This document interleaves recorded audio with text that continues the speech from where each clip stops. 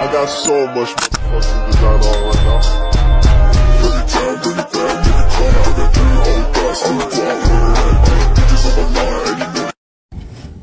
Hello, good evening or good morning dito, morning sa Sweden. Samahan niyo ako ulit dito sa aking kitchen, or kung akin tawagin ay Emsel's Kitchen. Ayan, tayo ay magluluto ng chicken pastel. Yan. Dito tayo ay sa aking baon serye. Yan, serye. Baon serye. So, yan. Meron akong isang ganito. Hindi ko alam kung anong kilo, ilang kilo siya. Pero isang ganito. Tansya-tansyahin lang natin. Pakita ko sa inyo. Ayan. Ayan. Papakuluan ko siya dito. Parang medyo maliit yung aking. So, and then, so yan guys, lalagyan ko siya ng 10 sibuyas. Chicken cubes or chicken bouillon. Dito yan. Sa Sweden, ganyan ang tawag namin dito. Lalagyan ko siya ng paminta. At asin. Yung iba nilalagyan siya ng tanglad, yung pinakakatawan niya. Kaso wala ko niyan dito. And then papakuluan natin siya. Yan, papakuluan natin siya ng mga 15 minutes para mahimay-himay natin siya, ma-shredded natin siya. So, ito nakalimutan ko, gusto ko siyang lagyan ng dahon ng laurel, 3 piraso. So, hintayin natin siyang kumulo at lumambot. Mga 10 to 15 minutes lang okay na sa akin yun. Hindi makailangan luto-luto. So, meron tayong bawang, sibuyas, at luya. So, hihiwain lang natin siya ng maliliit para pag ginisa natin siya mamaya. Ayan na guys, nahiwa ko na siya. Yan. Bale, ito ang gusto kong laki o size ng aking sibuyas, luya, at bawang. So, kanya-kanya tayo ng diskarte or kung gaano kalaki yung gusto nyo iwa ng ating mga sangkap. So, ganyan. Iba-iba tayo yan. At saka, sa pagluluto, depende rin yan sa sangkap. Mahirap yung exact na isusulat ko or sasabihin ko yung exact na gamit ko. So, usually, tansya-tansya lang ako. Kasi pwedeng 1 kilo lutuin nyo, pwedeng 2 kilo yung lulutuin nyo. Pero ako, depende lang yan. So, tayo din ang mag-a-adjust kung kulang ang lasa or tama na ba. Yan. So, hintayin natin kumulo yung ating kumukulo na siya pero hindi pa siya malambot. 15 minutes lang. Then, bago yun, i-cool down natin siya. Bago natin siya himayin. Ayan na guys. More than 15 minutes na siya. So, aalisin na natin siya at palalamigin. So, yun. Tanggalin lang natin siya ng ganyan. And, isalin natin siya dito. So, ito pala yung gagamitin ko guys. Ayan, ito. Black pepper, salt, konting vinegar. Yan, original liquid seasoning, oyster at saka black soya para kumulay. At syempre ang ating yan. At lalagyan ko rin yan ng butter, pinakalas.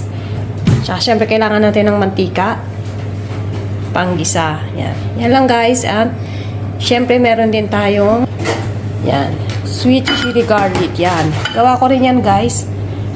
Makikita nyo rin yan sa aking vlog kung paano ko yung ginawa at napakasarap niyan. Yan ang ating gagamitin instead na red chili kasi wala akong chili ngayon dito sa aking kitchen. So, wait lang natin to and then saka natin siya hihimayin and then mag-start na tayo magluto. Isahan ko sa luya. Gusto ko yung luya. Yan.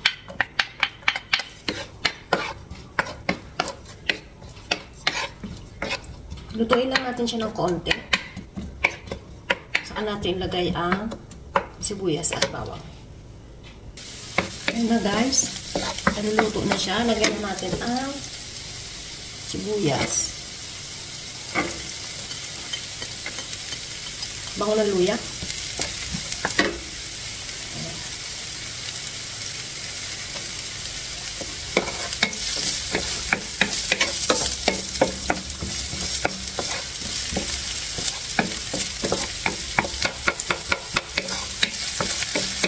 Mga ilang seconds lang saka natin ilagay ang bawang. Then, bawang.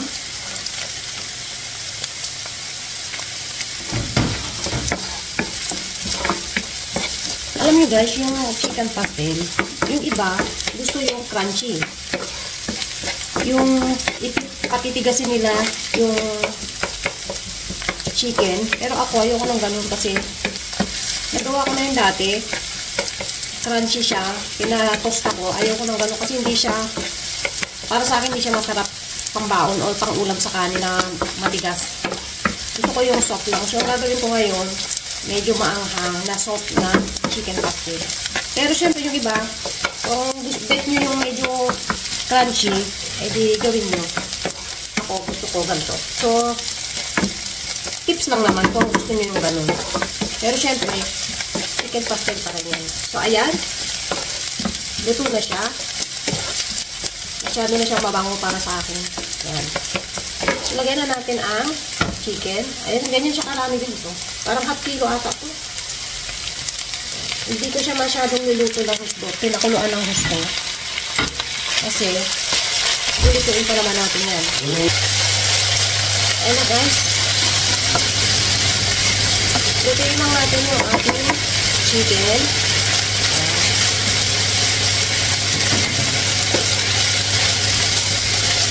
Saka, hinanaan ko na yung apoy. Para hindi siya masunog at mabigla na. And then, ito natin ang paminta.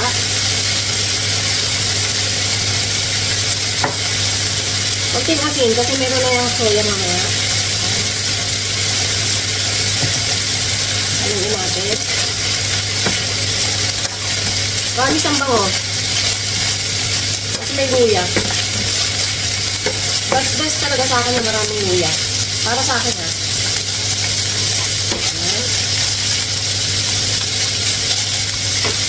Lagyan natin ng liquid seasoning. Again, hinaan lang apoy. Gusto ko maraming liquid seasoning.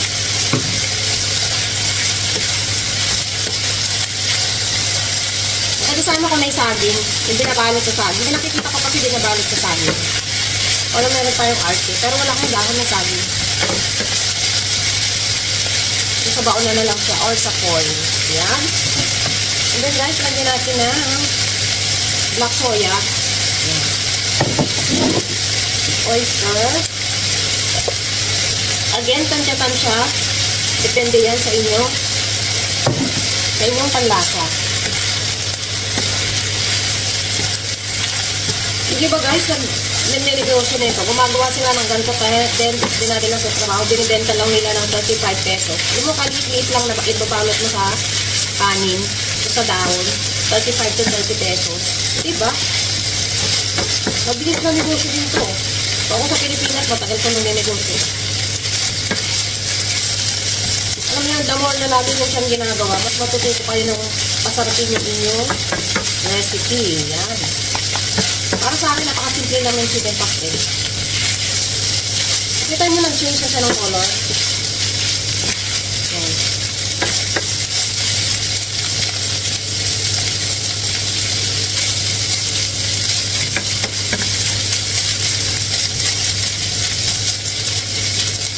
Lutuin lang natin saglit. Saka natin lagyan na vinegar. Guys, lagay na natin ang ating chili oil. Sa chili oil, ang ginagawa ko, minimix ko muna siya para yung kanyang lasa. So, lalagyan ko siya ng isang ganito lang kasi maanghang na yan. Yan.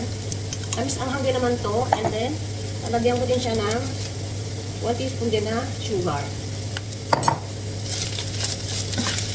I-mix natin.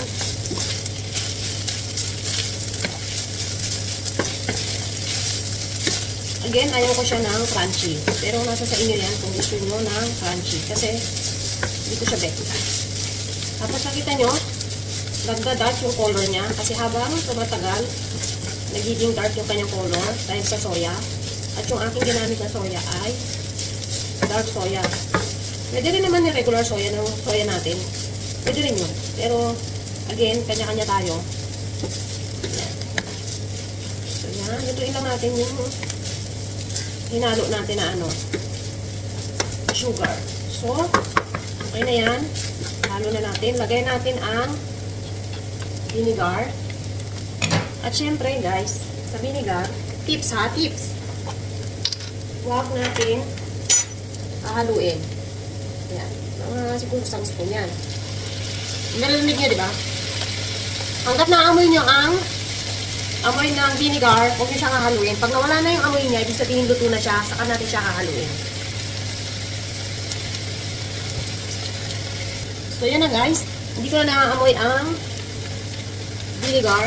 So, haluin na natin. Napakabango. Naamoy ko na ang pastil. Ayan. Actually, luto na to para sa atin. Tikman ko lang. Then, lalagyan ko siya ng butter. Parang sa akin, okay na siya. Lalagyan ko siya ng butter. Ayan. Pinakalas. Final. Ito na ating finale. Finale. Ayan. Napakasarap.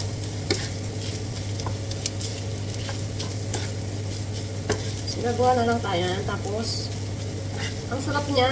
Yung anghang niya, hindi ganun ka tapang. So, exact lang.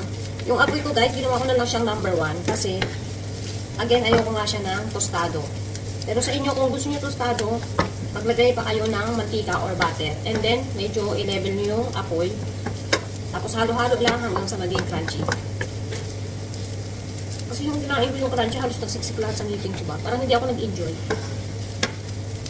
Pati mga kasama ko sa bahay, hindi sila natuwa kasi ano daw, matigas. Parang kang kumain ng dilis. Para siyang pampulutan, hindi siya pangulam. Para sa akin, ito ang pangulam. Yung malambot. Luto na siya. I-cool down lang natin siya. Off na natin yung apoy. Ayun na siya guys. Tinikman ko. Napakasarap. Ang aking chicken pastel. Ayan. Malambot siya. Masarap. Legit na pang kanin. Ayan. Sana magustuhan nyo ang aking video. Salamat po sa suporta. Every day is a blessing. Bye!